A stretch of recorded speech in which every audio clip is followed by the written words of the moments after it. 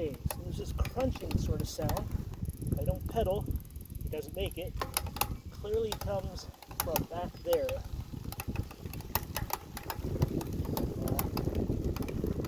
It does it in every gear, only does it when I pedal. So let me know what you think.